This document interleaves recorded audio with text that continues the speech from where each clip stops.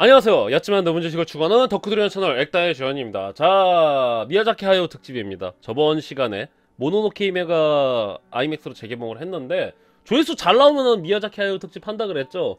그랬는데 조회수가 생각보다 잘 나왔다. 이 새끼 조회수 8천이 무슨 잘 나왔어 라고 하겠는데 저에게는 소중하고요. 다음 영상이 2시간이 넘어가는데 조회수가 8천이 나왔다는 거에 대해 스스로 자화자찬하기로 했습니다. 오늘 준비한 건 뭐냐, 미야자키 하야오 특집입니다. 미야자키 하야오 인생의 전반에 대해서 다뤄보고, 그 다음에 딱 지브리 창립할 때까지만, 지브리를 만들게 되는 딱 그 순간까지만 담고 있는 내용입니다. 그러니까 시청하기에 앞서서 저는 애니메이션이라던가 만화 업계에 대해서 잘 몰라요.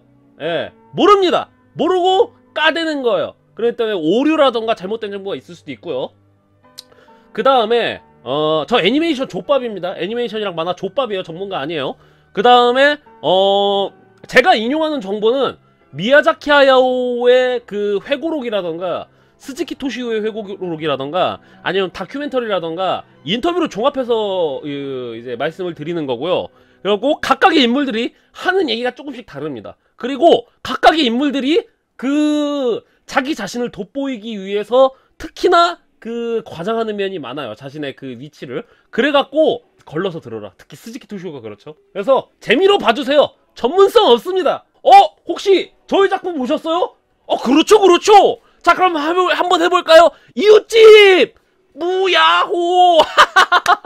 그만큼 자연을 사랑하신다는 거지. 바로 미야자키 하야오 선생님입니다. 제가 가장 좋아하는 감독을 꼽으라 했을 때 저는 미야자키 하야오를 꼽을 것 같아요. 실제로 제가 이제 평점을 매기잖아요. 영화 평점이라던가 영화 선호 같은 거를 평점 매기다가 그게 통계가 잡히잖아요. 제가 원래 겁나 좋아하는 감독은 뭐 스티븐 스필버그라던가 뭐 봉준호 감독님이라던가 뭐 그런데 통계상으로 제가 가장 높게 점수를 주고 제가 별로 호불호가 없었던 작품을 만들었던 감독이 바로 이 미야자키 하야오 감독입니다. 그래서 너무너무 좋아하는 감독이고 너무나도 존경하는 감독이고 그냥 뭐 지금 21세기의 보배죠. 20세기와 21세기의 보배와도 같은 감독이죠. 미야자키 하야오 인생의 전반과 지브리 창립 배경에 대해서 한번 알아보도록 하겠습니다. 1941년 태평양 전쟁이 벌어졌을 때 태어났습니다. 이제 많은 분들이 이제 착각하는 게 그거죠. 이제 미야자키 하야오가 전쟁을 겪은 세대라서 이제 반전주의자다라고 얘기를 하는데 사실 미야자키 하야오는 전쟁에 대한 기억이 거의 없어요. 이따 말씀드리겠죠. 오히려 같은 지브리의 타카하타 이사오가 이제 직접적으로 전쟁을 겪은 세대고, 그 다음에 그 이전 세대에 있죠? 그 이전 세대가 전쟁을 직접 겪은 세대고, 미야자키 하야오는 의외로 전쟁 관련해서는 좀 희미했던 꼬꼬마였습니다. 그래서 자, 미야자키 하야오 가문에 대해서 좀 알아봐야 될 것 같은데, 자, 미야자키 하야오의 아버지는 미야자키 가스지입니다. 근데 이 미야자키 가스지는 할아버지 때부터 굉장히 부자였습니다. 미야자키 하야오는. 그래서 나중에 얘가 나오겠지만 할아버지 집이 2~3천 평이 돼요.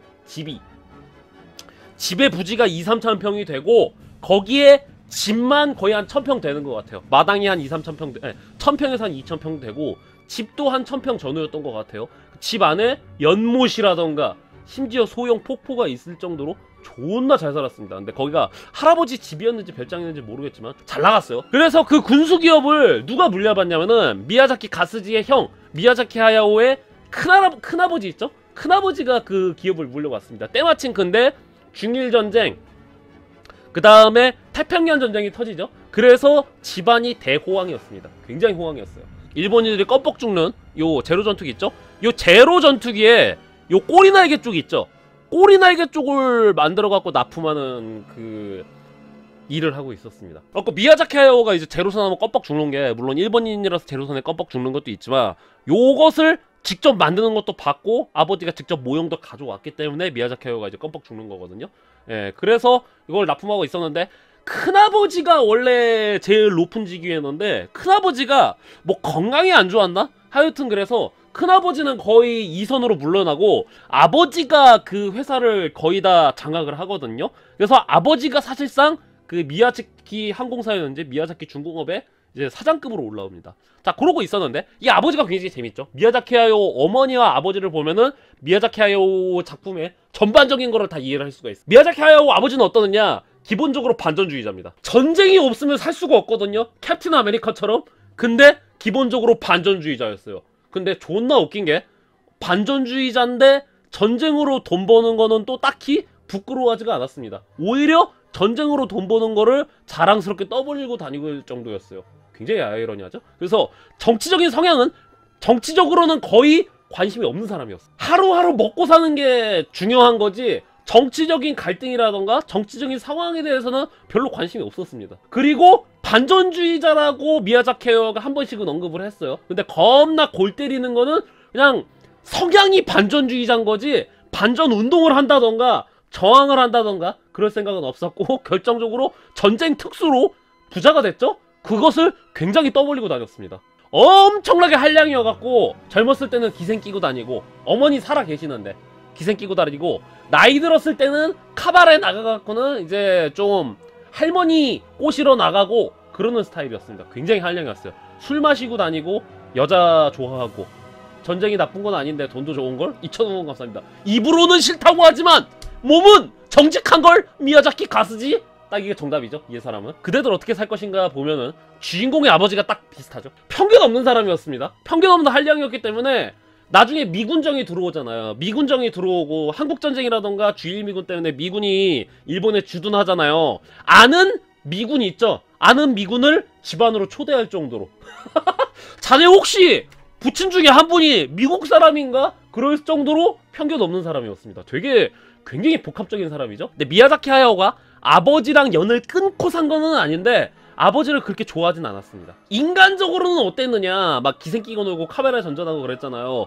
인간적으로도 나쁘지 않았어요. 옆집이 아마 뭐 옆집이 폭격을 맞았나? 옆집이 불이 나갖고 전소가 됐어. 그래갖고 옆집 사람이 그걸 치우고 있는데 갑자기 비가 내린 거야. 그래갖고 미야자키 하야오네 그 대문에 가갖고는 이렇게 비를 피하고 있었답니다. 근데 미야자키 하야오 아버지는 딱 퇴근하는 길에 그 옆집 사람을 만나거든요. 근데 아무 말도 안 하고 초콜릿 하나 주면서 자 요거 먹고 힘내 하고서 들어갔답니다. 근데 그 당시에 1930년대 40년대 초콜릿이라고 하면은 엄청 귀한 사치품이었죠. 그것을 줬다고 얘기를 했어요. 그래서 참 미야자키 하야오 어머니는 누구야? 미야자키 요시코였습니다. 미야자키 하야오 작품에 여성관에 아주 지대한 영향을 끼친 게 누구야? 두 번째는 아니고 첫 번째가 미야자키 요시코예요. 시발 진짜 이렇게 생겼나요? 아 사실 이렇게 생겼어요. 천공의 성 라퓨타의 그 도라 아줌마 도라 할매로 데려왔어요. 굉장한 여장부였습니다. 굉장한 여장부였고 입도 걸걸해요. 그래갖고는 입으로는 싫다고 하지만 사실 속은 여려. 아유 이 쌍놈의 새끼들 그럴 거면 나가 죽어. 누굴 닮아갖고 이러는겨. 무슨 입이 존나 거칠단 말이야. 근데 속은 굉장히 섬세하고 사려 깊고 정이 많은 사람이었습니다. 그리고 이제 제가 어디서 봤는지가 기억이 안 나요. 이건 확실하지가 않은 정보인데 이게 출처가 기억이 안 나. 출처가 기억이 안 나는데 정치적으로도 보수적인 것에 가까웠어요. 뭐 노조 운동이라던가 뭐 사회 운동이라던가 빨갱이 이런 거 되게 싫어했다고 합니다. 근데 내가 요걸 어디서 찾았는지가 아직 기억이 안 나. 옛날에 어디서 봤거든요. 옛날에 어머니가 되게 정치적으로 굉장히 보수적이었다고 그거를 봤는데 내가 그걸 어디서 봤는지가 기억이 안 나. 나머지는 다 출처가 있거든요. 출처를 확인해갖고 내가 이번에 설명을 준비했단 말이야. 굉장히 여걸의 스타일이었고 그래서 보면은 미야자키 하야오 작품 보면은 그 이제 특히나 저기가 그렇죠. 천공의 성 라퓨타의 이 도라 아줌마가 미야자키 하야오의 어머니와 굉장히 유사하다고 미야자키 하야오가 얘기는 안 했고 타카하타 이사오가 얘기했나? 스즈키 토시오가 얘기했나? 그랬습니다. 미야자키 하야오 본인도 딱히 부정 안 했답니다. 예. 그래갖고 굉장히 걸걸한 여장부였고 근데 문제가 있었죠? 뭐냐면은 어머니가 결핵에 걸렸었어요. 미야자키 하야오가 어렸을 때 어머니에 대한 기억이 거의 없었습니다. 어머! 잠깐만요! 이거! 그대들 어떻게 살 것인가에서도 어머니가 결국엔 투병하다가 죽잖아요. 미야자키 하야오 어머니도 일찍 여유였거든요. 아니요? 한 9년 정도 투병하고 70살까지 장수하셨습니다. 그래서 좀 오해가 있죠. 어머니 일찍 돌아가셨다. 어머니가 병약해갖고 일찍 돌아가셨다. 그런 오해가 있는데 예. 한 70살까지 살다 돌아가셨습니다. 근데 한 9년 정도는 결핵에 걸려갖고 결핵균이 척추인가 척수까지 침입을 해갖고는 좀 많이 아프셨다. 그래갖고 이제 요양원이라던가 병원에 있었는데 집안이 존나 잘 살았잖아요. 그쵸? 아버지가 돈을 엄청 쓸어 담았단 말이야. 그랬기 때문에 현대 의료의 혜택을 다 받으셨고 그 다음에 이 당시에는 결핵 치료자가 있었어요. 예, 그래갖고 어머니가 한 9년 정도 투병하는 사이에 자 무슨 일이 벌어지는 거 아니? 그렇죠. 토토로 처음 나왔을 때 이제 토토로에 나오는 그 주인공 애들이 부모님이 없어도 너무 싹싹하게 잘 살잖아요. 막 채소 같은 거 캐고 밥 해먹고 그러잖아. 아빠가 출근했고 엄마는 병원에 있는데 애들이 지들 알아서 잘하잖아. 그래갖고 이제 스텝이라던가 기자 같은 사람들이 물어본 거야. 아니 애들이 너무 판타지 아닙니까? 어떻게 애들이 혼자서도 이렇게 잘할 수가 있죠? 그러니까 미야자키 하야오가 내가 해봤어. 내가 어렸을 때 해봤어. 형이랑 동생들이랑 같이 엄마가 집에 없고 아빠는 출근해 있어갖고 우리끼리 밥 해먹고 우리끼리 그냥 그 채소 기르고 그랬어. 해봐서 알아. 어린 미야자키 하야오는 굉장히 병약했습니다. 의사가 뭐라 그러냐면은 얘 너무 애가 약하게 태어나갖고 오래 못 살 것 같다 그랬답니다. 예. 지금 얼굴 그대로 있죠. 엄마랑 되게 굉장히 비슷하게 생겼고 그 되게 병약해갖고는 이제 얘 오래 못 살 것 같다 그래갖고 그리고 뭐야? 어렸을 때 안경 쓰고 다녔단 말이야. 미야자키 하야오 트레이드마크도 같죠? 어렸을 때 안경 쓰고 다녔는데 어렸을 때부터 시력이 안 좋았단 말이야. 이 당시에 안경은 뭐야? 뭐 옛날도 그렇고 지금도 그렇지만 안경은 병약함의 상징이었습니다. 그래갖고 되게 여리여리해 보여. 2차 세계대전이 터지니까 어떻게 해? 지방으로 내려갑니다. 도쿄에서 좀 한 8km 떨어져 있었나? 원래 도쿄에 살고 있었는데 도쿄에서 한 8km 떨어진 데로 이사를 갑니다. 거기는 어디야? 아까 말했던 할아버지 있죠? 할아버지의 뭐 별장이었는지 집이었는지 추정이 되는데 할아버지는 돌아가셨고 이제 거기로 이제 가족이 이사를 갑니다. 근데 여기가 부지가 2,000평인가 3,000평이 넘어요.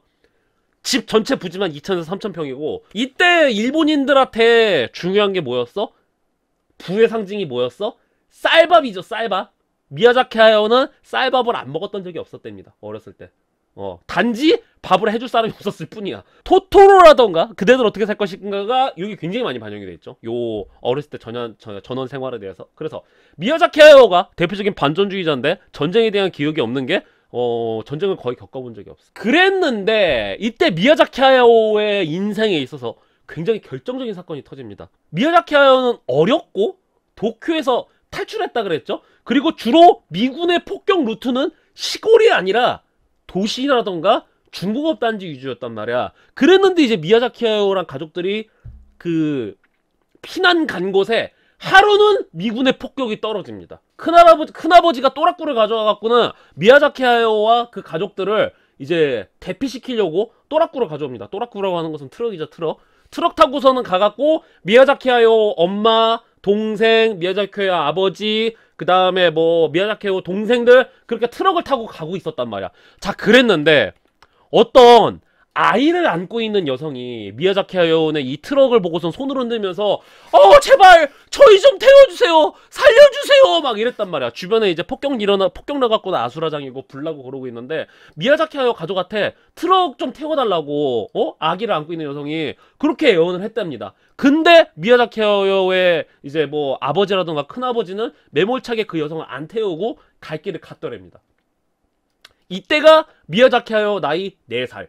이때 엄청 트라우마가 생겼답니다. 내가 이때 조금 더 철을 들었다면, 내가 이때 용기가 있어서 갖고 아버지한테 요 여자를 태우자고 했다면은 여자가 죽었는지 살았는지 모르겠지만 도움이 되지 않았을까? 내가 그때 너무 어렸고 내가 용기가 없었기 때문에 이 사람을 구하지 못했어. 미야자키 하야오가 이렇게 회고를 합니다. 이게 미야자키 하야오 인생 전체에 걸쳐서 굉장히 큰 영향을 끼칩니다. 왜? 미야자키 하야오 인생은 전반적으로 다 모순에 섞여 있는데 미야자키 하야오는 말이죠, 그 전쟁 때문에 존나 잘 살았어요. 자기가 하고 싶었던 일을 할 수 있었던 것도, 그 어렸을 때 풍족한 삶을 살았던 것도, 자기 작품에 영감이 왔던 것도 전부 다 아버지가 전쟁 덕분에 특수를 누려갖고 그 호사를 다 누렸단 말이야. 그랬는데 정작 전쟁의 피해자들 있죠? 전쟁의 피해자들에 대해서는 외면을 하고 무시를 하고 그래왔단 말이야. 그래갖고 이 이후로 이제 미야자키 하야오는 반전주의자로 거듭나죠. 타카하타 이사오 같은 경우는 본격적으로 전쟁을 겪은 세대지만 미야자키 하야오는 좀 까물까물했던 세대였단 말이야. 그랬는데 딱 이 하나, 요 하나 때문에 이제 미야자키 하야오의 가치관이 성립이 됩니다. 모순 덩어리였죠. 나는 제로센 전투기가 좋아. 근데 뭐야, 그 제로센 전투기는 그 파일럿들의 안전을 담보로 성능을 낼 수밖에 없었던 그런 종이 비행기였고, 그 다음에 뭐 군수기업이라든가 제로센 전투기가 결국에는 남들을 착취하고 침략하는 전쟁에 사용이 됐단 말이에요. 동아시아 국가들을 침략하고 착취를 하고 미군한테 선빵 가겨갖고는 미군한테도 피해를 입히고 그랬단 말이야. 근데 나는 그 제로선 전투기를 좋아하고 그 제로선 전투기 덕분에 나는 이 팝에 고깃국 먹고 살았어. 그 모순에 빠집니다. 미야자키 하야오가. 그래서 요 사건이 미야자키 하야오 인생에 있어서 굉장히 결정적이었죠. 어른이 된 미야자키 하야오가 간 곳이 어디였어? 드디어 나온다. 토에이 동화. 동화요? 동화 만드는 회사에 그 취업했나요? 아니죠. 토에이 애니메이션 만드는 회사에 입사를 해갖고는 열심히 뭐 작화도 그리고 시다짓도 하고 막 그랬단 말이야. 근데 여기서 진짜 운명의 만남을 이때 토에이 동화에서 다 합니다. 이때 미야자키 하야오가 누구 만났어? 말에 입 아파요. 한 명 한 명 거론하기 말에 입 아픈데 대표적으로 누구야? 평생의 반려 타카하타 이사오를 이때 만납니다. 선배로 몇 년 차이였더라? 한 7년 차이였나? 그랬을 텐데 타카하타 이사오는 그 당시 미야자키 하야오의 선배님, 그리고 미야자키 하야오의 아는 형, 그리고 미야자키 하야오의 멘토, 미야자키 하야오의 라이벌. 그렇죠. 그래서 타카하타 이사오를 보면서 이제 미야자키 하야오가 애니메이션의 꿈을 기르는데 이때 이제 둘이 좀 차이가 있죠. 왜? 타카하타 이사오는 전형적인 인싸남 스타일, 뛰어난 감독들 보면 굉장히 달변가고 굉장히 그 대인관계가 좋죠.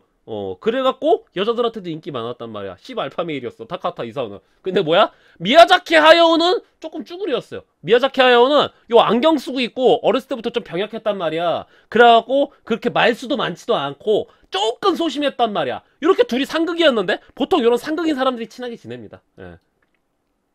그쵸. 존 로메로와 존 카맥처럼 보통 요런 상극인 사람들이 친하게 지낸단 말이야. 그래갖고 토에이 동화에서 둘이 이제 열심히 그 경험치를 쌓아놓고 있었다. 자, 그랬는데 이때 뭐야? 토에이 동화에서 토에이 동화뿐만 아니라 이때 일본 산업 전반적으로 어떤 일이 벌어집니까? 일본식 공산주의긴 하죠. 일본의 공산주의가 퍼지고 노조라던가 노동자의 권리에 대해서 운동권, 일본에서 이제 운동권이라는 게 생겼단 말이에요. 자, 그랬는데 이때 사실 뭐 토에이 동화라던가 일본 애니메이션 업계 전반적으로 처우가 나빴죠. 자, 둘은 노조지만 최강. 그러니까 자, 요 노조 누구야? 사실 미야자키 하야오는 그 공산당이랑 좀 친하게 지내긴 했지만 공산당원은 아니었어요. 노조가 생겨갖고는 노조 위원장들을 이제 막 했단 말이죠. 근데 이때 미야자키 하야오가 이제 노조 위원장이 됩니다. 아마 노조 서기였나?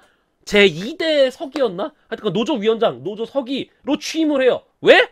말을 잘했거든. 미카콜라가 도웨이에 팩트 폭력한다 그럴 정도로 말도 굉장히 조곤조곤하게 잘하고 생각 정리 되게 잘하고 그런단 말이야. 글도 굉장히 잘 써요. 서기장까지는 아니었고, 네, 미야자키 하야오도 노조에 긍정적으로 생각을 하고 있었지만 딱히 총대 메거나 그러는 건 아니었단 말이야. 그랬는데 이제 야 하야오 일로 와봐. 예? 왜요? 야 네가 이제부터 2대 노조 위원장이다. 그러고 제가요? 왜요? 야 마 너가 말 잘하잖아. 너가 글 잘 쓰잖아. 자, 무슨 말인지 알겠지? 레볼루숑이다, 레볼루숑. 그래갖고 졸지에 노조 위원장이 돼버립니다. 자, 그랬는데 여기서 또다시 영웅은 영웅을 알아보는 뭐 아내를 이때 만납니다. 요 옆에 있는 분이 있죠? 아내가 같이 노조원이었어요. 예. 그리고 뭐라 그랬어? 이 아내가 토에이에서 노조원이었으면 뭐야? 아내도 작화팀에 있었어요. 동화팀이라던가 작화팀에 아내도 있었단 말이야. 그리고 이 당시에 미야자키 하야오의 아내는 알아주는 인재였습니다. 굉장히 뛰어난 애니메이터로 정평에 나 있었거든요. 그랬는데 자, 미야자키 하야오가 굉장히 서윗하게 노조 운동을 하니까 아내가 굉장히 끌리죠. 이 남자 펜떼비 말고 다른 곳에서는 어떨까 그래갖고, 자, 아까 말씀드렸죠. 미야자키 하야오는 좀 소심한 편이었고 타카하타 이오사는 전형적인 인싸 스타일이라 그랬잖아. 그래갖고 어떻게 하냐면 미야자키 하야오 아내가 미야자키 하야오한테 플러팅 존나 합니다. 어머, 손목이, 아이고 일로 와봐. 이거 그림 그리느라 힘들지? 손목 풀어줄게. 어머, 손목이 단단하네. 첫 번째로 어머니, 두 번째로 아내. 진취적인 여성상, 강한 여성상. 자, 그래갖고 결혼합니다. 결혼을 하는데 아내가 어디까지였었어? 아내가 이게 뭐야, 플랜더스에게 있죠. 플랜더스에게 원화팀까지 올라갔던 사람이었어요. 처음엔 둘이 맞벌이 했는데 애가 태어나기 시작을 하니까 애를 길러야 될 거 아니야. 그러니까 아내가 이 굉장히 촉망받는 인재였는데 그 은퇴를 합니다. 은퇴를 하고 육아에 전념을 해요. 근데 미야자키 하야오의 이제 회고에 따르면은 이때 존나 후회스러웠다고 합니다. 아내한테 이때 너무나도 미안했답니다. 미야자키 하야오가. 토에이 동화에서 극장판 영화를 하나 만듭니다. 태양왕자 호루스의 모험이라는 작품을 만드는데 요 작품 누가 연출했어? 당연히 미야자키 하야오는 아직 뉴비였으니까 못하고요. 타카하타 이사오 있죠?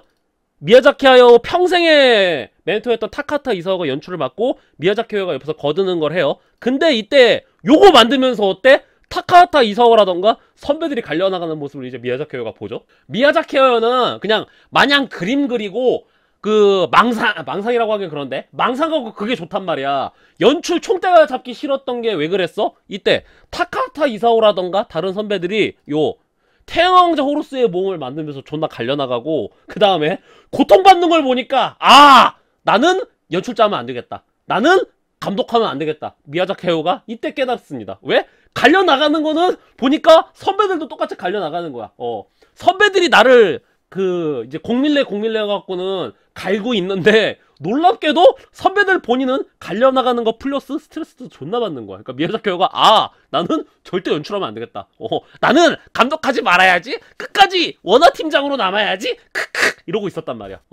이때 이 태양왕자 호루스의 모험이 존망합니다. 토에이가 이때 건수를 잡습니다. 왜? 이때 태양왕자 호루스의 모험에 참여했던 몇몇 인재들 있죠? 다 노조 출신인 거야. 요거 흥행 말아먹은 기회로 이때부터 애들 그냥 고루시 해야겠다. 고래갖고 이제 타카하타 이사오라던가 미야자키 하야오가 좀 힘든 시절을 보냅니다. 토에 있다가 씨발 참다 안 되겠는 거야. 그래갖고 어디로 가? A 프로덕션이라는 데로 넘어가갖고 여기서 이제 TVA들을 만들기 시작합니다. 자, 그랬는데 이제 드디어 미야자키 하야오의 둘도 없는 절친이기도 하고 과거의 지브리를 만들었죠. 지브리의 명과 암을 전부 다 가지고 있는 사람이고 그 다음에 지브리의 역사라던가 미야자키 하야오의 인생이라던가 커리어는 대부분 스즈키 토시오의 인터뷰랑 스즈키 토시오의 회고록이 그 중심입니다. 뭐 유튜브에 올라온 영상이라던가 나무위키에 써져 있는 글들이라던가 아니면 뭐 다큐멘터리에 올라오는 것들이라던가 그런 것들 보면은 대부분 다 스즈키 토시오가 인터뷰를 했구나. 스즈키 토시오가 자기 회고록으로 남긴 것들이거든요. 그래서 이제 스즈키 토시오가 이때부터 등장을 합니다. 그리고 이때부터 뭔가 기록이라던가 정황 그런 게 좀 디테일하게 나와요. 자, 그래서 이때 스즈키 토시오는 뭐 하고 있었어? 이 스즈키 토시오 얘기하려면 좀 긴데 자, 그냥 간단히 말해서 잡지사의 그 편집자였어요. 편집자. 애니메이션 잡지사의 편집자였는데 이 애니메이션 잡지사가 여차저차 해갖고는 3주 내로 발간돼야 되는 상황이었단 말이야. 뭐 이거 이제 뭐 우주전함 야마토 얘기도 해야 되고 이런저런 얘기 해야 되는데 그런 것들은 미야자키 하야오랑 관련이 없으니까 제껴버리고 어쨌거나 뭐야? 스즈키 토시오는 뭐 하고 있었어? 3주 내로 애니메이션 잡지 발간해야 돼. 근데 이 당시 일본의 풍토는 뭐였어? 우주전함 야마토가 나온 덕분에 그 애니메이션 잡지들이 점점 발전하고 있었습니다. 그리고 애니메이션 잡지들의 영향력이 굉장히 강해졌을 시점이었어요. 그랬을 때 우리 기자였던 스즈키 토시오가 그 졸지에 편집장 자리에 앉아갖고 야 무슨 말인지 알겠지?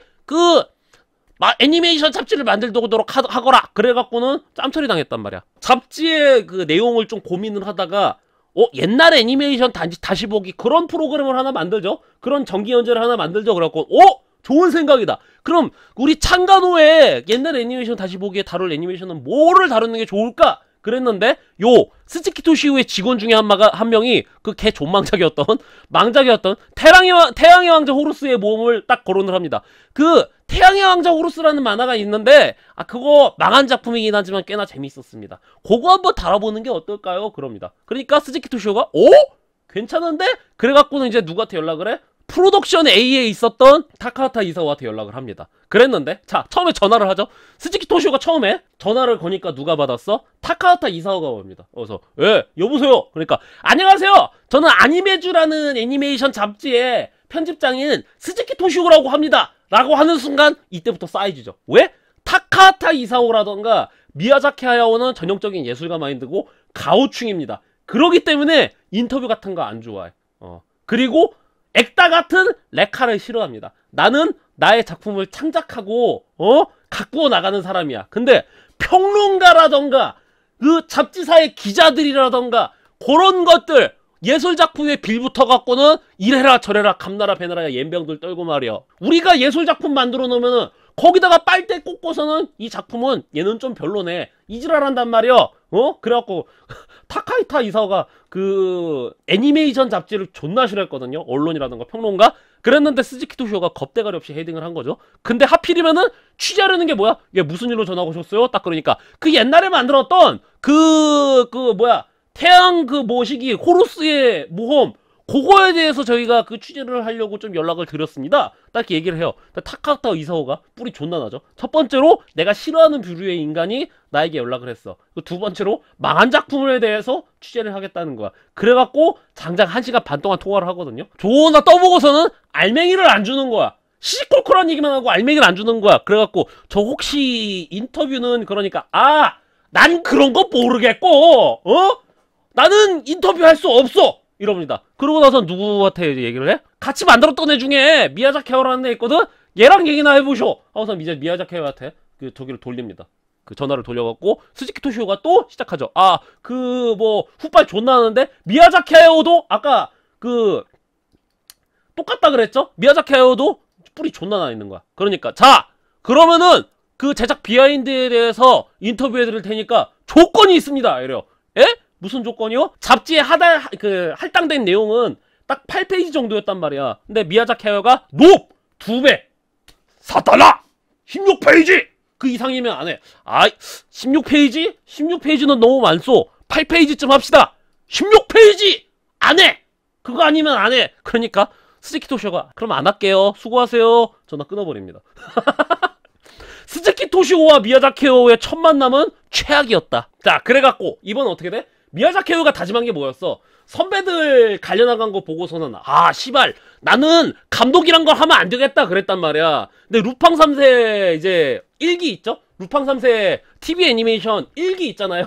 1기를 만드는데 첫 번째로 연출을 하던 선배가 족같다고 못해먹겠다고 나가버립니다. 땜빵으로 들어간 게 누구였어? 타카하타 이사오였어. 근데 타카하타 이사오도 씨발 이런 활극은 나랑 안 맞아! 이러는 거야. 왜 그러면 타카타 이사오 거 작품 보면 알겠지만 되게 잔잔하거든요. 보통 다 잔잔하거나 서정적이란 말이야. 근데 루팡 3세 뭐야? 그냥 씨발 그냥 액션 우당탕탕 모험 활극이잖아. 씨발 나도 못해먹겠다! 그래갖고는 뭐야? 타카하타 이사오도 런. 그러니까 사람들이 다음은 누구야 하고서 고개를 쑥 돌리니까 미야자키 하야오가 있는 거야. 그래갖고 원래 미야자키 하야오는 요거 보조로 들어갔다가 이제 시즌 1기 있죠? 1기 후반부는 이제 미야자키 하야오가 총대를 매갖고 연출을 합니다. 근데 여기서 새끼 기합 해갖고 뭐야? 미야자키 하야오가 보통 범부가 아니라는 걸 많은 사람들이 알아내죠. 너 연출해봤어? 아니요, 저 연출 처음 해보는데요? 이 새끼 어떻게 이렇게 잘할 수가 있지? 그러는 거야. 근데 뭐 이따 말씀드리겠지만 미야자키 하야오 진짜 미친놈입니다. 기합! 그래갖고 미야자키 하야오한테 뭘 맡겨? 자, 드디어 그것이 옵니다. 요 당시 1970년대 후반 일본뿐만 아니라 전 세계는 뭐 붐이었어? SF 붐이었습니다.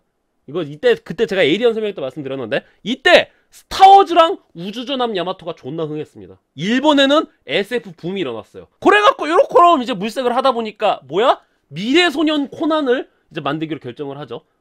자, 그래서 이 미래소년 코난의 배경은 저 정크님이 만드신 영상을 보면 됩니다. 정크님이 이제 미래소년 코난에다 헌사 영상을 만드셨거든요. 그래서 정크님 채널 가갖고 보시면 돼요. 뭐 아무튼 원작 소설이 있는데 그 원작 소설을 미야자키 하야오가 이제 자기식대로 만들죠. 그래갖고 미야자키 하야오의 취향이 이빠이 들어가 있는 작품인 이 미래소년 코난을 만들죠. 자, 그래갖고 이제 미야자키 하야오가 알아주는 라이징 스타가 되죠. TV 애니메이션계에서. 자, 그렇고 있었는데 텔레콤 애니메이션이라는 애니메이션 필름이라는 회사에서 미야자키 하야오와 이제 타카하타 이사오한테 제의를 합니다. 야, 뭐야, 이전에 루팡 3세도 그렇고 그 다음에 미래소년 코난도 그렇고 새끼 기합! 그래갖고 어떻게 해? 극장용 애니메이션 하나 만들자. 자, 미야자키 하야오한테 그랬던 건 아니었고 그 팀이 있었단 말이야. 그 팀 원래 이 루팡 3세 극장판 칼리오스트로의 성을 딱 제의를 받는데 원래 요거는 미야자키 하야오한테 제의 받았던 건 아니었고 누구한테 제의 받았냐면은 미야자키 하야오의 선배 중에 한 명이었던 오츠카 야스오 있단 말이야. 아까도 얘기 안 했지만 이거 루팡 3세 TV 애니메이션 있죠? 요거 원래 오츠카 야스오가 만들다가 초반에 런하고 그것을 타카하타 이사오가 토스 받았다가 그 다음에 타카하타 이사오도 런했단 말이야. 그것을 이제 미야자키 하야오가 짬처리를 했단 말이죠. 그래서 원래 그 팀들 미야자키 하야오, 오츠카 야스오 팀한테 제의를 받았단 말이야. 근데 막상 이 오츠카 야스오는 딱히 이거 억하면 좋지 벅벅 이러고 있었단 말이야. 그랬는데 이제 미야자키 하야오가 여기서 나대죠. 분명히 자기 입으로 연출자라는 거는 할 게 못 되는구나. 아이고 나는 저런 거 하면 안 되겠다 그랬단 말이야. 그랬는데 이제 항상 한창 주가가 올라가니까 자기가 총대 맨다 그랬죠. 루팡 3세 극장판이었던 칼리오스트로의 성의 감독으로 이제 미야자키 하야오가 올라갑니다. 그리고 이제 미야자키 하야오가 이때 그 회사원들 출퇴근 뭐야? 9to6죠. 9to6죠. 근데 미야자키 하야오는 9to6가 아니었습니다. 9to4였어요. 9to4. 9to4요? 와! 복류생이 좋구나. 9시에 출근해갖고 4시에 퇴근했구나. 높. 9시에 출근해갖고 새벽 4시에 퇴근. 4개월 동안 만들어내죠 이거를. 야, 고러고 있었단 말이야. 고로코롬? 미친듯이 갈려나가면서 만들고 있었단 말이야. 자, 고로코 있었는데, 자, 누가 찾아와 또? 떡떡떡! 너는 그때 그 싸가지? 너는 그때 그 16페이지? 스즈키 토시오가 또 옵니다. 루팡 3세 극장판을 만들고 있었을 때 스즈키 토시오는 이제 아니메주라는 잡지를 이제 성공적으로 안착시키고 있는 상태였거든요. 그래갖고 스즈키 토시오가 또 옵니다. 또 와요. 뭐야 씨발 왜 또 왔어? 그러고 있는데 이제 미야자키 하야오가 스즈키 토시오를 보더만 단도직입적으로 얘기를 하죠. 나는 당신과 같은 사람이 싫습니다.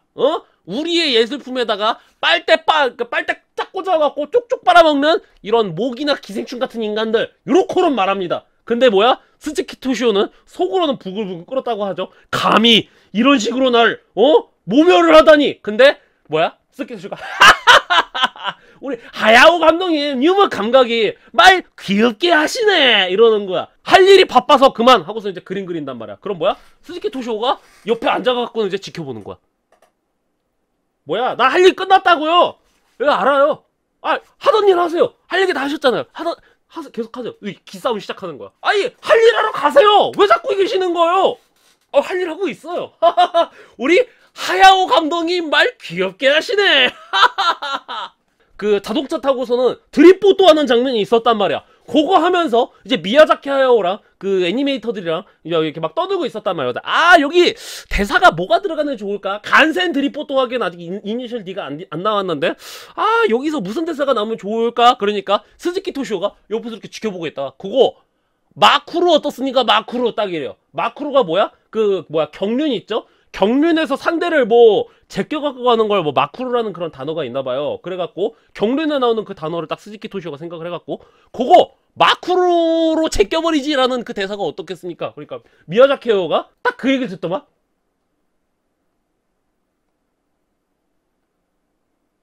방금 뭐라고 했죠? 마쿠로요 마쿠로. 야 이거 찰떡이구만 찰떡이야. 그래 그거 한번 써보도록 하지. 그래갖고 약간 이거 로맨틱 코미디 보는 것 같죠? 요 스즈키 토시오가 거드는 거에 미야자키 하야오가 그대로 해갖고는 이제 루팡 3세 극장판에 그 대사가 그대로 써지죠. 근데 언제나 그렇듯이 스즈키 토시오가 대활약 요런 식으로 연출적으로 대활약을 하는 건 저는 좀 걸러 들어야 된다고 생각합니다. 왜? 그건 스즈키 토시오 회고록에 나오는 거거든. 그래서 이제 이때부터 스즈키 토시오랑 미야자키 하야오랑 점점 친해지기 시작을 합니다. 그 토시오 씨 오늘 끝나고 뭐 하십니까? 저요? 아무것도 안 하는데요? 삼겹살에 소주 어떻나? 그러니까 좋죠. 둘이 이제 술 따라주면서 그때 미야상 그때 너무 싸가지 없던 거 아시죠? 스즈키상 그쪽이 먼저 싸가지 없었잖아요. 에이 짠!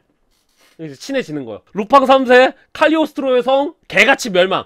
못 만들었나요? 못 만든 작품은 아니었습니다. 못 만든 작품은 아니었는데 이 당시 일본은 SF가 주였어요. SF가 주였는데 요런 그냥 클래식한 모험 활극이 나오니까 클래식하진 않다고 할 수는 없지만 그래서 개같이 멸망. 자 그래서 이때 업계에 안 좋은 소문이 퍼지죠. 왜? 미야자키 하야오라는 아세이가 있다. 걔 나 알아! 미래소년 코난 만든 애 아니야? 걔 되게 기합차 보이던데 막 그러는데 아니 걔는 TV 애니메이션용이야. 내수용이야 내수용. 에? 왜? 그 루팡 3세 칼리오스트로의 성이 있지? 그 저주받은 걸작?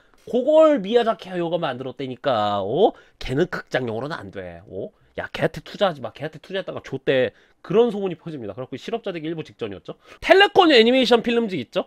루팡 3세 만들었던데 거기서 이제 리틀 레모라는 이제 미국 진출용으로 리틀 레모라는 애니메이션을 만들려고 했단 말이야. 그랬는데 요때 타카하타 이사오랑 미야자키 하야오가 요것에 참여를 하는데 야심차게 준비했다가 빠그라집니다. 그리고 퇴사해버려요. 회사에서 많이 소외된 것도 있었고, 근데 좀 뭔가 좀 불합리하다고 판단을 했나봐요. 그래서 이 리틀 네모를 만들다가 중간에 퇴사해버립니다. 근데 문제는 뭐야? 이제 뭐함? 새로 영화를, 애니메이션을 만들고 싶다고요? 어디 한번 포트폴리오 좀 봅시다. 루팡 3세 극장판. 실례지만 어데미십니까? 미야자키 하야오인데요. 괜찮아요. 딴 데 가보세요. 이렇게 돼버리는 거야. 다시는 애니메이션 요출 못할 것 같으니까 그림 동화나 그 만화 작가나 그런 거나 해야겠다. 이거 조졌네. 에이 씨벌 그러고 있었단 말이야. 그래갖고 이 당시에 미야자키가 구상했던 게 뭐였어? 슈나의 여행. 슈나의 여행 뭡니까? 이거 모노노케임에 설명했다 말씀드렸는데, 모노노케임의 원형이죠. 슈나의 여행도 이때 이제 초안 짜고, 이웃집 토토로도 이때 초안을 짜요. 그래갖고 야, 만화 작가도 쉬운 건 아니지만 그래도 만화 업계에서는 악명이 없었으니까, 야, 만화 작가나 하면서 먹고 살아야겠다. 아우 씨발 이제 뭐함? 벅벅 그러고 있었단 말이야. 자, 그랬는데 스즈키 토시오가 편집장으로 있던 곳은 어디였어? 아니메주라는 회사였어요. 아니메주라는 잡지 회사였어요. 그 아니메주라는 잡지 회사의 모 회사는 어디였어? 바로 도쿠마 쇼텐이었습니다. 이 사람이 도쿠마 쇼텐인가요? 도쿠마 쇼텐은 사람이 아닌가요? 정확히 말해서 도쿠마 쇼텐이라는 회사의 창업자였던 도쿠마 야스요시입니다. 근데 도쿠마 야스오시가 이 캐릭터화 된 거죠, 요게. 이 지브리 애니메이션에서. 그래서 도쿠마 야스요시 회장이랑 이제 스즈키 토시오랑 아는 사이였단 말이야. 그래갖고 스즈키 토시오가 미야자키 하야오가 그 재능을 썩히기 너무 아까운 인간이었단 말이야. 그래갖고 미야자키 하야오한테 뭐 할 것도 없는데 저희랑 같이 애니메이션이나 만들죠? 라고 이제 스즈키 토시오가 미야자키 하야오한테 제의를 합니다. 근데 미야자키 하야오가 이거 뭐 어떡할 거야. 참 감개무량하죠? 처음에 스즈키 토시오 만들었을 때는 너같이 빨대 꼽는 인간은 상종하기 싫어 그랬는데, 스즈키 토시오가 그 애니메이션 함께 만들어 봅시다 그러니까 바로 동아줄이잖아. 지금 집도 월세방이야. 엄청 좁은 월세방에서 아내랑 아이들이랑 살고 있단 말이야. 절박한 상황이야. 그러니까 그 똥된장 가릴 처지가 아니었죠? 자, 그래갖고 어떻게, 자, 스즈키 토시오랑 같이 도쿠마 쇼텐 회장을 만납니다. 도쿠마 쇼텐의 도쿠마 야스요시 회장을 만나는데, 그 회장님, 저희가 애니메이션을 만들어 보겠습니다. 이 사람 어서 들어오도록 해. 미야자키 하야오라는 사람인데 여간 기업이 아닙니다. 이 사람한테 투자해 주시면은 필시 최강의 애니메이션을 만들어낼 것입니다. 자네가 미야자키 하야오인가? 얘기 많이 들었네. 그거 한번 만들어보게. 진짜 정말요? 회장님, 저희 그 돈이 얼마나 필요하냐면은 그 일단 기획안이나 한번 보자고. 어허허허 이럽니다. 그래갖고 이때 미야자키 하야오가 기획안을 2개 가져와죠. 놀랍게도 이 사람 시원시원해 보이잖아. 바로 빠꾸 먹습니다. SF가 아니라서. 첫 번째로 이 당시 일본 애니메이션의 주류는 SF였죠. 근데 첫 번째 SF가 아니어서. 그 두 번째는 뭐야? 그 원작이 없어서. 아, 그래. 이거 아주 시원시원하구만. 하하하. 근데 안 되네. 에? 왜요? 야, 우리가 뭘 믿고 시발 투자를 해줘야 되지? 원작이라도 그럴싸한 게 있으면 우리가 해줄 텐데. 여기서 알아볼 수가 있는 게, 미야자키 하야오 커리어의 대부분은 원작이 있는 겁니다. 루팡 3세도 요것도 원작을 비틀어서 자기만의 색깔이 녹여져 있지만, 이 루팡 3세도 원작이 있었어. 미래소년 코난도 이거 아마 소설이 원작일 겁니다. 소설이 원작이 있었어. 그러고 있었는데 여기서 이제 스즈키 토시오가 묘책을 내죠. 그럼 원작 만화를 만들면 되는 거 아니야? 뭐? 원작이 없다고? 그럼 우리가 원작을 만들면 되는 거 아니야? 라고 이제 스즈키 토시오가 딱 얘기를 하죠. 그러니까 미야자키 하야오가 좀 그랬어. 아, 그건 좀 그러는 거야. 에? 아니, 그 지금 기획안 있잖아요. 그걸 만화로 만들어버리죠. 그러니까 미야자키 하야오가 뭐야? 그것은 예의가 아니다. 예술작품 그 자체를 위해서 나의 시간과 정성과 사랑을 쏟아부어야지. 애니메이션을 만들기 위해서 만화를 만드는 건, 망가를 만드는 거는, 그것은 망가에 대한 예의가 아니다. 하려면은 확실하게, 마치 아카이노 선생처럼 스즈키 토시오가 간단하게 대답을 해주죠. 그러면은 망가를 잘 만들면 되는 거 아닌가요? 망가를 심혈을 기울여서 만들면 되는 거 아니야? 망가를 예의 지키고 혼신의 힘으로 만들면 되는 거 아니야? 딱 그럽니다. 근데 미야자키 하야오는 또 대안이 없었죠. 왜 그러냐면 어차피 여기서 가오부릴 게 아니었어. 왜? 여기서 이거 까면 뭐 해먹고 살 건데. 너가 원작 만화 써주면은 내가 내 잡지에다가 다 연재하게 해줄게. 그런단 말이야. 그럼 최소한 만화가로서의 그 인세는 나온단 말이죠. 그러니까 딱히 선택의 여지도 없었어. 거기다가 스즈키 토시오가 합리화를 시켜주죠. 그거 예의가 아니라 그랬지? 그럼 예의 차려서 만들면 되잖아. 혼신의 힘으로 망가를 만들면 되잖아. 그러니까 호응이 요시 좋다. 그래갖고 드디어 그 작품이 나옵니다. 그래서 바람계곡의 나우시카가 아니메주에서 연재가 되기 시작을 합니다. 그리고 꽤나 좋은 반응을 얻었습니다. 그 당시 혁명적으로 명작이나 요렇게까지 소리 못 들었지만 꽤나 괜찮은 작품이라고 들었단 말이야. 아, 이거 보니까 갑자기 나우시카 보고 싶어지네. 연재를 하니까 이제 드디어 도쿠마 쇼텐이 아니라 아니메주의 오카타 히데오가 이제 미야자키 하야오를 축 찔러보기 시작을 합니다. 바람계곡의 나우시카가 나쁘지 않게 흥행을 하고 있었단 말이에요. 그랬더니 이제 편집장이었던 오가타 히데오가 이제 미야자키 하야오한테 얘기하죠. 이거 바람계곡의 나우시카 애니화 하죠. 지금 반응도 나쁘지 않아서 애니화하면 꽤 괜찮을 것 같아요. 심지어 원래 당신 애니메이션 만들던 사람이라며 애니메이션 만들죠? 이럽니다. 근데 미야자키 하야오가 그것은 불가능하구연 이러는 거야. 에? 왜요? 애니메이션 만드는 거랑 만화 만드는 거랑 똑같은 줄 알아? 애니메이션의 내용이 극장용 애니메이션으로 만들면은 그거 얼마나 함축되는 줄 알아요? 이러는 거야. 근데 이제 오가타 히데오가 존나 설득하죠. 스즈키 토시오랑 오가타 히데오가 미야자키 하야오를 겁나 설득합니다. 당신 하고 싶은 듯이 하면 되잖아. 우리가 다 조달해 줄게. 그러니까 미야자키 하야오가 고민하다가 그러면은 까짓 거 한번 해보죠. 그래갖고 이제 바람계곡의 나우시카의 애니메이션화가 진행이 됩니다. 극장용 애니메이션화가 진행이 되는데, 자, 그때 도쿠마 쇼텐 회장이 바람계곡의 나우시카? 하하하! 재밌겠구만! 근데 그거 원작 있나? 네, 있습니다! 딱 보여줘요. 원작도 나쁘지 않은 평가를 받고 있구만. 하하하! 회장님! 그러면은 저희 바람계곡의 나우시카 만들어도 될까요? 라고 이제 도쿠마 쇼텐의 도쿠마 야스요시한테 얘기를 합니다. 그러니까 도쿠마 야스요시가 아하하하하! 안 돼! 또 이럽니다. 시리어슬리? 노! 안 돼! 아, 씨발! 아니, 원작 필요하다 그래갖고 원작 있는 걸로 했잖아요. 씨발, 왜 또 안 돼요? 나는, 사업가일세. 내가 뭘 믿고 씨발 너희들한테 전부 다 투자를 해줘야 돼? 공동 투자처 하나 가져오면 내가 고려의 봄새! 이럽니다. 스즈키 토시오가 하쿠오도라는 이제 광고회사로 갑니다. 하쿠오도에 가갖고는 마침 미야자키 하야오의 동생이 하쿠오도에서 일하고 있었어요. 그래서 바람계곡의 나우시카 보면은 크레딧에서 하쿠오도에서 미야자키 하야오 남동생 크레딧 올라갑니다. 갖고 하쿠오도를 어떻게 꼬셨어? 아니 씨발 도쿠마 쇼텐의 도쿠마 야스요시도 깐깐하게 굴었는데 하쿠오도는 어떻게 투자를 해줬어? 이때 스즈키 토시오가 야부리를 기가 막히게 털죠. 바람계곡의 나우시카라는 애니메이션을 공동 투자하려고 왔습니다. 이미 도쿠마 쇼텐이랑은 얘기 다 돼 있고요. 한 곳도 투자를 받고 싶어갖고요. 하쿠오도가 물어보죠. 바람계곡에 나우시카요? 그게 뭐죠? 자! 바람계곡에 나우시카는 말이죠. 무려 50만 부가 팔린 명작 애니메이션입니다. 사실 명작이라고 하는 거는 좀 찔리고요. 이제 알아주는 신예입니다. 무려 50만 장이 팔렸습니다. 50만 장! 이래요. 스즈키 토시오가. 그러니까 하쿠오도가 뭐야? 신작이 50만 장이 팔렸다고요? 신작 맞죠? 이거 신작이죠. 아, 미친. 저희도 투자할게요. 도쿠마 쇼텐도 같이 투자를 한 주 나가면은 리스크도 분산되고, 그리고 마침 여기 미야자키 하야오 감독의 동생분도 여기 있으니까 잘 조인해보죠. 그럽니다. 근데 여기에 한 가지 맹점이 있었죠. 뭐야? 바람계곡의 나우시카는 50만 장이 팔리지 않았습니다. 나중에 50만 장 넘게 팔리죠. 5만 장 팔렸습니다. 5만 장. 몇 장 팔렸다고요? 5만 장 팔렸어요. 5만 장. 예? 5만 장 팔렸다니까? 50만 장이요? 아, 예, 5만 장 팔렸어요. 야, 50만 장 팔렸다고요? 대단하구만. 나중에 50만 장 넘게 팔리죠. 근데 이 당시에 5만 장 정도밖에 안 팔렸어. 도쿠마 야스요시 회장한테 회장님! 해줬잖아! 원작 필요하다 그래갖고 원작 가져왔잖아. 그 다음에 공동투자처 필요하다고 공동투자처 가져왔잖아! 라고 하니까 뭐해? 이제 도쿠마 야스요시가 딱 그러죠. 야, 다 해줬어? 좋아.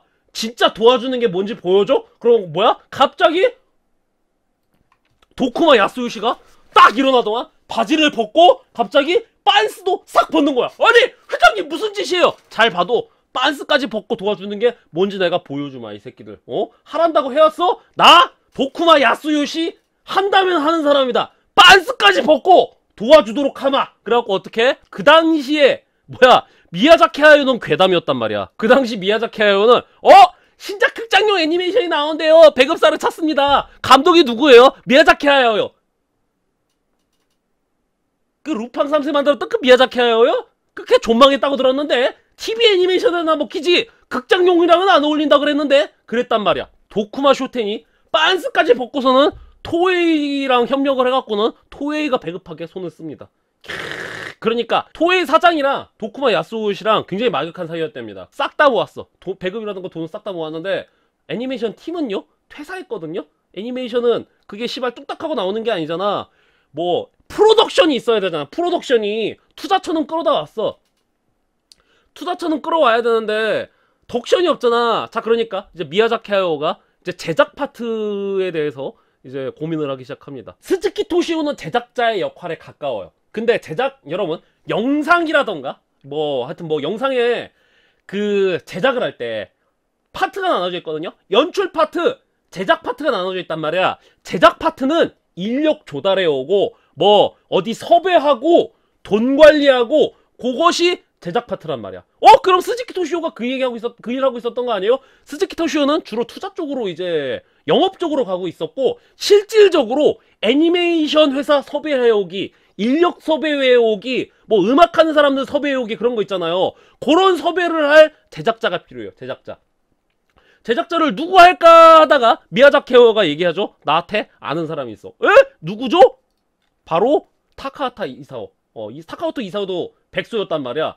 내 선배였던 타카하타 이사오를 추천합니다. 타카하타 이사오가 오면은 모든 것을 해결해 줄게요 라고 스즈키 토시오가 타카하타 이사오한테 가죠. 미야자키 하야오 감독이 이번에 극장용 애니메이션 만드는데요, 준비가 다 끝났습니다. 근데 제작자로 타카하타 이사오 선생님을 추천을 하더군요. 어떻게 하실 의향이 있습니까? 그러니까 타카하타 이사오가 조용히 듣다가 갑자기 뭐 주섬주섬 꺼내는 거야. 그래갖고 봉투를 딱 줍니다. 그러니까 이게 뭔가요? 하고 딱 보니까 사람의 인간 명단이 있는 거.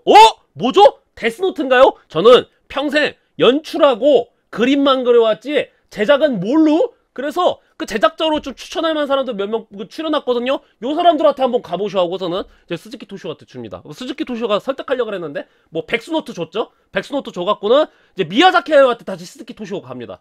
스즈키 토시오가 미야자키 하야오한테 가갖고는 그 선배님이 하시겠다고 하던가? 미야자키 하야오가 물어보죠. 그러니까 스즈키 토시오가 대답합니다. 아니요, 안 하시겠다는데 오히려 백수노트 줘갖고는 다른 제작자 그 추천 명단을 주시던데요. 그러니까 뭐야? 미야자키 하야오가 원통하다! 원통해! 미야자키 하야오가 이지랄하는 거야. 아니, 미야자키씨, 왜 그러십니까?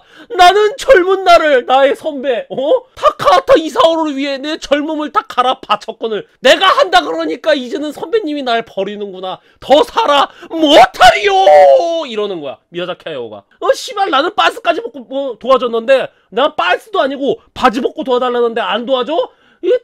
이제 더 그 애니메이션 연출해봤자 못하리요! 라고 이제 미야자키 하야오가 얘기하니까 스즈키 토시오가 이제 타카하타 이사오 귀에 들어가죠. 그러니까 타카하타 이사오가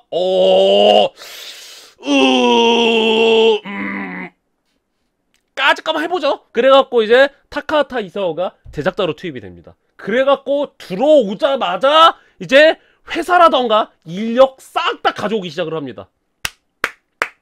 일 존나 잘했죠. 나는 본디 연출자라 그림쟁이라 제작 파트에 대해선 문외합니다. 그랬는데 뭐야? 일처리 기가 막히게 하죠. 이때 독수리 오형제를 만들었던 톱크래프트라는 애니메이션 회사가 있었단 말이야. 그리고 이제 호빗 그 극장판 있거든요. 호빗 극장판 애니메이션 옛날에 만든 거 있어요. 그것도 만들었던 톱크래프트라는 애니메이션 회사를 타카하타 이사오가 조인해줍니다. 이때 이제 하라토우루라는 사람이 만들었던 회사거든요. 여기를 조인을 해줘갖고 여기에 있는 인력들이라던가 그런 걸 다 끌어다 쓸 수 있게. 그런데 그래도 인력이 씨발 모자란 거야. 그래도 인력이 모자라니까 이제 공채로 이제 인력 구인하죠. 미야자키 하야오와 타카하타 이사오에게는 노예가 필요해요 하고 구인 공고를 냅니다. 우효! 와타시 등장! 안노 히데아키가 이때 잘못 걸리죠? 안노 히데아키 뭐하고 있었어? 대학교 다니고 있었나 그러고 있었거든요? 근데 제적당해버립니다. 왜 제적당해? 지브리에서 출퇴근해갖고는 인생 갈아넣었단 말이야. 학비를 못 냈어. 그래갖고는 학교에서 제적당해버립니다. 그래갖고 안노가 이 당시에 바람계곡의 나우시카 만들었을 때 어땠어? 지브리에서 숙식을 해결합니다. 그때 우리 눔뉴비였던 안노 히데아키 어떤 상태인지 그냥 직관적으로 바로 보이지 않습니까, 여러분? 그 당시 이제 바람계곡 나우시카 만들고 있던 안노이 데아키를 미야자키 하야오가 스케치한 거예요. 이때 미야자키 하야오가 뭐라 그래? 그 거신병은 뭐 대충 흘러내리고 그 액체인지 고체인지 모를 그 느낌적인 느낌 알지? 고로한 느낌. 하지만 거대하고 무너져 내리고 있지만 강력하고 이제 막 태어난 생명체 막 정확하게 얘기를 합니다. 그런데 씨발 뭔 소리야? 느낌적인 느낌이요, 감독님? 그 느낌적인 느낌이 있잖아. 고체도 액체도 아닌 것이 고체도 액체도 아닌 것이 있나요? 그런 거 있잖아. 고신병은 막 만들어져 갖고 살이 흘려내려져야 된단 말이야. 부탁하네 안노. 감독님, 요런 느낌을 말하는 걸까요? 나는 자네를 믿었는데 씨발 요 정도밖에 못하나? 감독님, 요렇게인가요? 나 자네를 믿었는데 자네는 요렇게밖에 안 되는구만. 그래갖고 이제 존나 갈리죠. 이 당시 안노이 데아키가 거신병 만들면서 회의감 존나 느끼죠. 그 지브리에 잊지 말아야 되는 건 안노가 깨닫습니다. 왜? 그 미야자키 하야오 밑에서 개같이 구르는 건 그렇다 쳐. 문제는 뭐냐면은 이때 안노가 해안이 대단했죠. 뭐가 해안이 대단했어? 이대로 있다가는 나 미야자키 하야오의 전구 따마밖에 안 된다. 나는 훗날 울트라맨을 만들고 연출자, 감독으로서 성공을 하고 싶어. 근데 뭐야? 이 앞으로 미야자키 하야오라던가 타카하토 이사오 밑에서 계속 일하게 되면은 나는 이 사람들 그림 셔틀 이상도 이하도 아니다. 나는 배우들한테 디렉션도 하고 싶고 시나리오도 쓰고 싶고 원화도 그리고 싶고 콘티도 그리고 싶고 그렇단 말이오. 근데 제작자로도 일을 하고 싶고 근데 이 인간들이랑 계속 같이 일하다가는 느낌적인 느낌으로 평생 이 인간들의 전구따마로 살 수밖에 없겠구나. 안노가 그것을 느낍니다. 하지만 미야자키 하야오도 고난했습니다. 왜 고난했어? 원작 만화의 내용이 애니메이션으로 들어가려면 축약을 해야 된다던가 변형이 있어야 한단 말이야. 그러니까 눈물뿐이로다. 이걸 어떻게 축약을 해야 된단 말인가. 근데 좆됐습니다. 뭐가 좆됐어요? 마감이 얼마 안 남았어요. 개봉 일주일 전까지 사람 갈아넣습니다. 이때 타카하타 이사오가 그 이미지 앨범을 만들고 있었단 말이에요.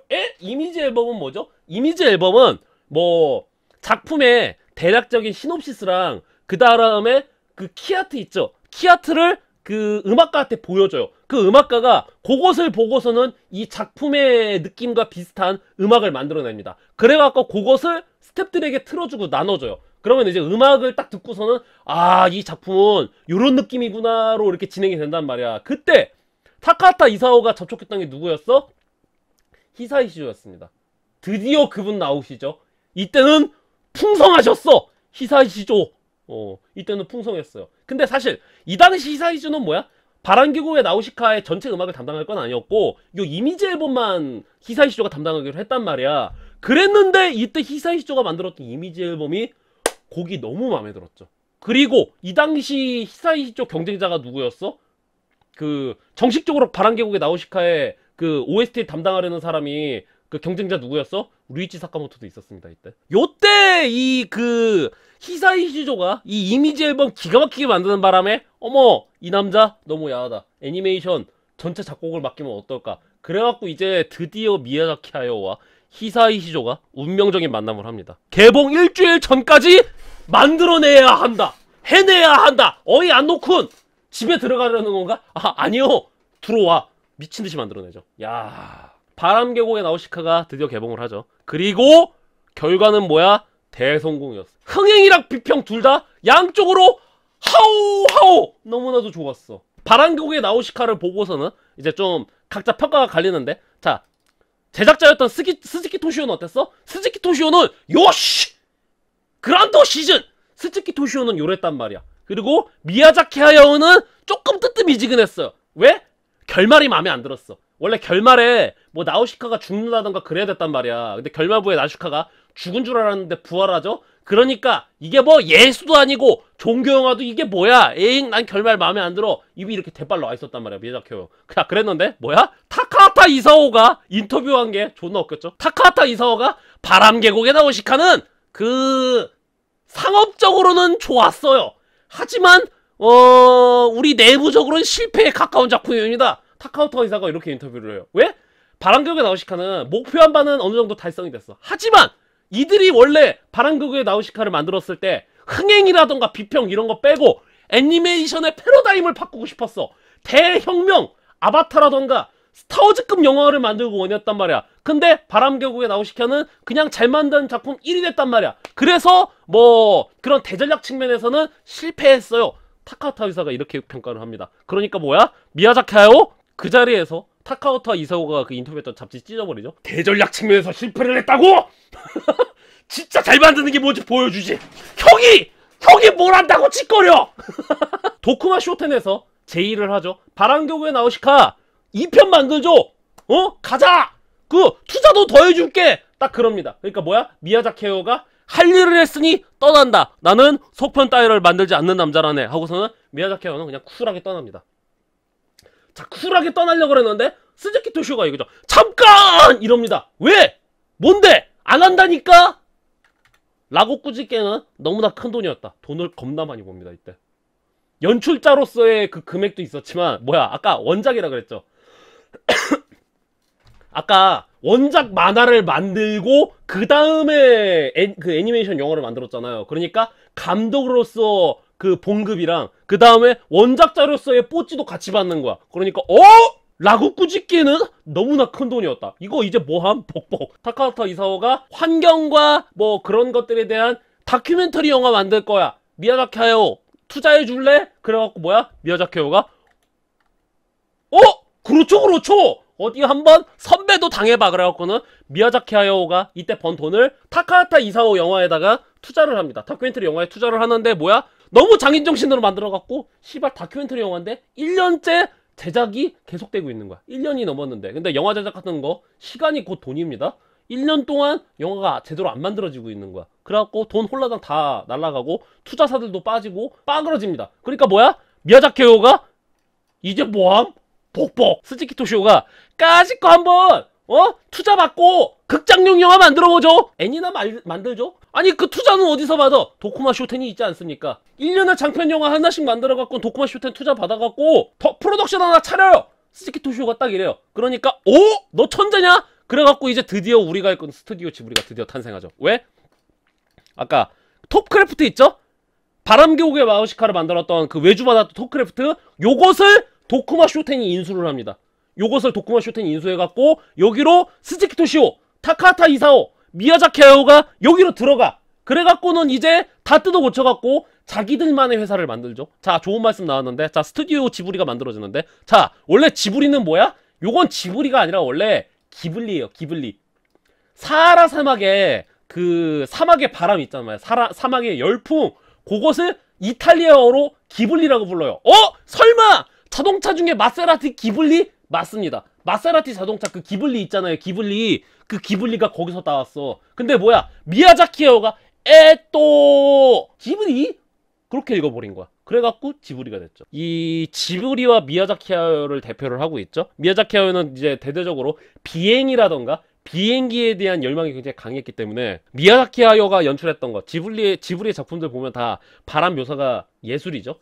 그래서 우리가 알고 있던 스튜디오 지브리가 탄생을 합니다. 그리고 이제 청봉의 성 라퓨타가 드디어 제작에 들어가게 되는데 오늘 준비한 건 여기까지. 그리고 앞으로 안 할 것 같은 청봉의 성 라퓨타 개봉하면은 얘기할 것 같은데 어차피 오늘은 그 미야자키 하야오 인생의 전반과 지브리의 탄생에 대해서 오늘 얘기를 하려고 했기 때문에 자, 오늘 이야기는 여기까지. 자, 그래서 저번에 이제 모노노케임의 영상이 조회수가 잘 나와서 미야자키 하야오 특집 영상 이렇게 만들어 봤고요. 다음 편 안 만듭니다.